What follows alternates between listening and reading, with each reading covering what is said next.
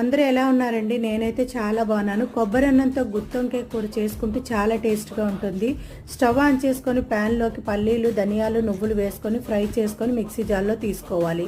Cut చేసుకున్న కొబ్బరి ముక్కలు, కట్ చేసుకున్న టమాటా, కొత్తిమీరి, పచ్చిమిరపకాయలు వేసుకొని మిక్సీ పట్టి పక్కన ఉంచుకోవాలి. వంకాయలు కట్ చేసుకొని ఉప్పు నీళ్ళలో వేసుకొని ప్యాన్లోకి ఆయిల్ వేసుకొని ఆయిల్ వేడైన తర్వాత వంకాయలు వేసుకొని ఫ్రై చేసుకొని ప్లేట్లో తీసి పక్కన ఉంచుకోవాలి.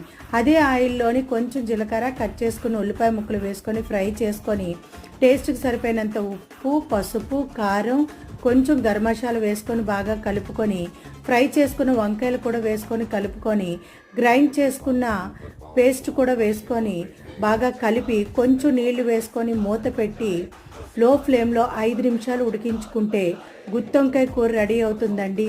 చాలా చాలా టేస్ట్గా ఉంటుంది. కొబ్బరి అన్నంలోకైనా, రైస్లోకైనా, చపాతీలోకైతే సూపర్గా ఉంటుంది.